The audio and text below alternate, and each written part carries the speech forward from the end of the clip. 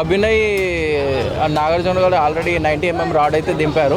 ఒక సైకోలాగా ప్రవర్తిస్తున్నావు, ఒక మనిషికి పుట్టినవా, ఒక మానవుని లెక్క ఉన్నవా అని చాలా వేసుకున్నాడు. బిగ్ బాస్ని తిట్టడం అంటే అది చాలా డేర్. సో బిగ్ బాస్ హౌస్లో అనుకుంటా Bigg Boss rules and regulation పాటించకుండా unlimited bias Bigg Boss, mental Bigg Boss వాళ్ళ భార్య కొట్టినప్పుడల్లా రూల్స్ మార్చేస్తున్నాడు. అసలు బిగ్ బాస్కి చేతన అవ్వట్లేదు బిగ్ బాస్ని మెయింటైన్ చేయడము. నెక్స్ట్ టైం నాకు ఛాన్స్ వస్తే నేనే రాస్తాను అని ఇష్టం వచ్చినట్టు ఏదైతే మాట్లాడుతున్నారు.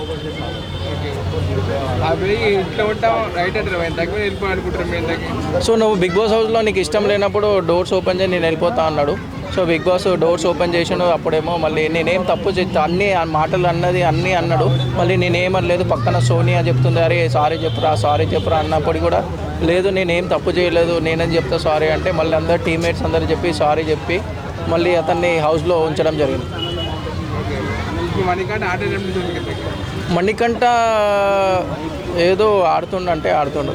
ఈ మణికంఠ చేయబట్టే మన ప్రేరణకి విష్ణుప్రియకి ఒక గొడవ అయితే జరిగింది. సో ఇది ఆ దోషకాడ మణికంఠ ఇన్వాల్వ్ అయిపోయి పెద్దరాయుడు లెక్క ఇద్దరికి సాల్వ్ చేస్తా అని చెప్పి ఇద్దరికి పుల్లబెట్టిండు.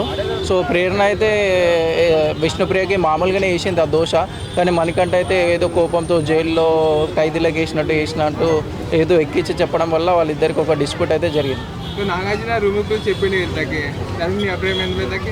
దేని గురించి? నాగార్జున మీ ఆట కోసం వచ్చి ఆడించు మీరు ఆట ఆడొద్దు అంటాడు కదా Manikanta.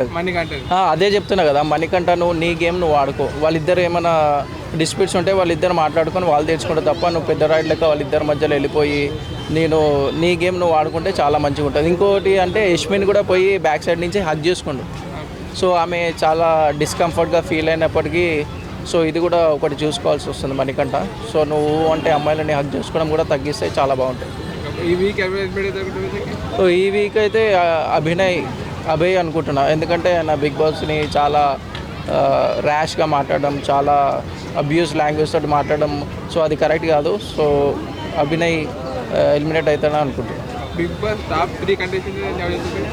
So Bigg Boss top 3 అంటే నిఖిల్ అవుతాడు, ఇంకోటి సోనియా అనుకుంటున్నాను, ఇంకోటి మన సీత, ఇంకోటి వీళ్ళు గుడ్డు గేమ్ చాలా బాగా ఆడినందుకు ఇంకొక 6 lakhs కూడా ఎక్స్ట్రా యాడ్ చేశారు కదా. 5 lakhs క్యాష్ మనీ ఏదైతే ఉందో 5,60,000కి ఇంకొక 6 lakhs యాడ్ చేసి ఓవరాల్ 11,60,000 చేశారు.